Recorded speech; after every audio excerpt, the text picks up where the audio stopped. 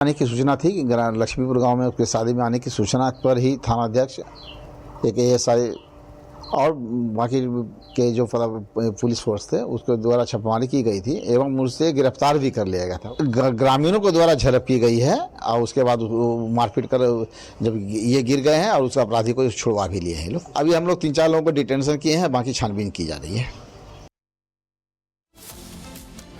तो देखिए, जिस तरीके से दरोगा की पीट कर हत्या कर दी गई और एएसआई की हत्या करने का ये आरोप है। दरोगा की पीट के यहाँ पे हत्या कर दी गई है। हालांकि अब यहाँ पे जांच के बाद कार्रवाई की बात निकल के सामने आ रही है। इस पूरे मामले में कई आरोपी ऐसे हैं जिनकी गिरफ्तारी की गई है। तो देखिए, यहाँ पर जो घटना है अपने आप में दुखद और परेशान करने वाली, क्योंकि दरोगा की ही पीट के हत्या कर दी गई। और हैरानी की जरा बात सोचे कि जिस दरोगा के ऊपर जिम्मेदारी होती कि बाकी लोगों को सिक्योर करे, खुद उसकी भी पीट के यहाँ पर हत्या कर दी जाती है। तो देखिए, वो मरता रहा और लोग देखते रहे। यही वजह यहाँ पे देखिए निकल के सामने आ रही है, जहां पे पीट के जो हत्या है वो यहाँ पे करते हुए दिखाई दे रहे हैं आपको। और देखिए, जिस तरीके से तस्वीर निकल के सामने आ रही है, ये जो गोल घेरे में देख रहे हैं आप, दरअसल ये उस वक्त की है जब उस पर हमला किया गया, मारना शुरू किया गया और तब तक मारा गया जब तक कि यहाँ पे उसकी मौत नहीं होगी। तो देखिए, तस्वीर दिखा रहे हैं आपको दिल्ली के सागर इलाके में, जहां पर दो इलाके में सरेआम जो हत्या है वो कर दी गई और चाकुओं से हमला यहां पर किया गया, कई बार हमला किया गया। हालांकि इस पूरे हादसे में, इस पूरी घटना में एक की मौत हो गई है, जो दूसरा शख्स है वो गंभीर रूप से घायल बताया जा रहा है। आरोपी वहां से मौके से फरार हो गए। पूरे इलाके में दहशत है, क्योंकि जिस तरीके से यहां पर सरेआम चाकुओं से हमला किया गया, ये घटना अपने आप में परेशान करने वाली है।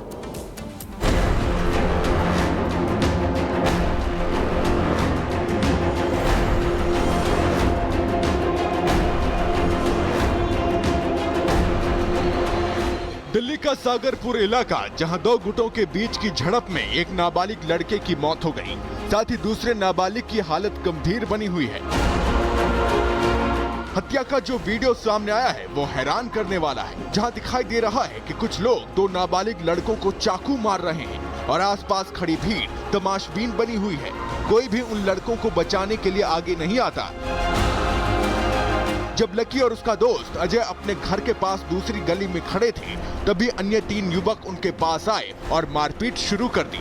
और देखते ही देखते उनमें से एक ने चाकू निकालकर दोनों पर ताबड़तोड़ वार शुरू कर दिए। आरोपी दोनों नाबालिगों को चाकू मारकर वहां से फरार हो गए।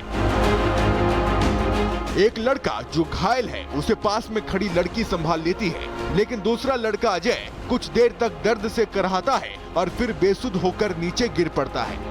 गिरते वक्त अजय जिस स्कूटी से टकराया, खून की छींटों से स्कूटी भी लाल हो गई। कुछ देर तड़पने के बाद अजय की मौत हो गई।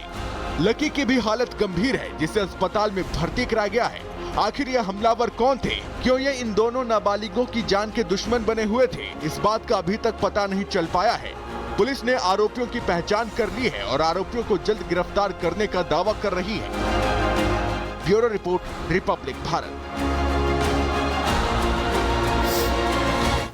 खबर अब पंजाब से है। पंजाब के मोहाली के सेक्टर 66 में पार्किंग को लेकर हुआ एक झगड़े में दरअसल एक वैज्ञानिक की जान चली गई। ये विवाद इतना गहरा गया कि वैज्ञानिक को अपनी जान से हाथ धोना पड़ा। मंगलवार रात हुई इस घटना में, ये देखिए तस्वीर आपके सामने रख रहे हैं, मंगलवार रात को ये घटना हुई है। मंगलवार रात हुई इस घटना में IISER में काम करने वाले 39 साल के अभिषेक स्वर्णकार की मौत हुई। अभिषेक झारखंड के रहने वाले थे। स्वास्थ्य कारणों से विदेश से वापस भारत आए थे। हाल ही में उनकी किडनी का ट्रांसप्लांट भी हुआ था। डायलिसिस पर थे, पेशेंट थे। उनकी 2 शादीशुदा बहनों में से एक ने उन्हें किडनी दान की थी। अभिषेक अपने बुजुर्ग माता पिता के साथ मोहाली में किराए के मकान में रहते थे। उनके परिवार ने पड़ोसी पर अभिषेक पर हमला करने का आरोप लगाया है। ये तस्वीर आपके सामने है। पड़ोसियों पर आरोप है कि पड़ोसियों ने अभिषेक पर हमला करा और जिस तरीके से हमला किया, जिस तरीके से अटैक किया, जरा देखिए अभिषेक पर कैसे अटैक किया जाता है। वैज्ञानिक पेशे से अभिषेक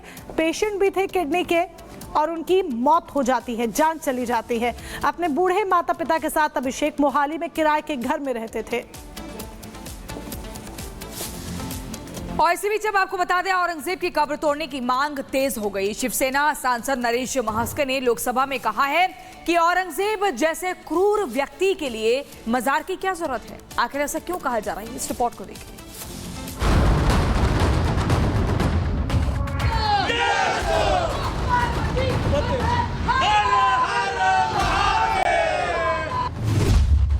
की कब्र तोड़ने की मांग तेज हो गई है। शिवसेना सांसद नरेश म्हस्के ने लोकसभा में कहा कि औरंगजेब जैसे क्रूर व्यक्ति के लिए मजार की जरूरत क्या है। भारत के खिलाफ काम करने वाले सभी लोगों की मजारें तोड़ दी जानी चाहिए। 25% मुघल आणि ब्रिटिश यांची अशी स्मारके आहेत की त्यांनी भारतीय स्वातंत्र्यावर घाला घातला, ज्यांचा भारतीय सभ्यता आणि संस्कृतीचा काहीही संबंध नाही। ज्या औरंगजेबाने त्यांची क्रूर हत्या केली, हिंदूंची हजारो मंदिरं तोडली, हजारो मंदिरं लुटली, अशा औरंगजेबाची समाधी महाराष्ट्रामध्ये खुलताबाद या ठिकाणी आहे। अशा ज्यांनी भारताला गुलामगिरीत नेण्याकरता प्रयत्न केला, अशा लोकांची स्मारके नष्ट केली पाहिजेत। मास्के ने कहा कि भारतीय पुरातत्व सर्वेक्षण की तरफ से 3691 कब्र और स्मारक पूरे देश में संरक्षित किए गए, जिसमें से 25% मुगल और अंग्रेजों की कब्रें हैं, जिन्होंने हमारे देश के खिलाफ काम किया। देश को उनके रखरखाव पर कोई पैसा खर्च नहीं करना चाहिए। औरंगजेबी नहीं, जिन्होंने भारत देश को तकलीफ दिया है, ऐसे 25% 36901 उसमें से 25% ब्रिटिश अधिकारी और जो मुगल है जिन्होंने भारत देश के खिलाफ काम किया है, लोगों को तकलीफ दिया है, उनकी सबकी समाधि उखड़ डालनी चाहिए, वहाँ संरक्षित नहीं करना चाहिए, उसके ऊपर भारत देश ने खर्चा नहीं करना चाहिए।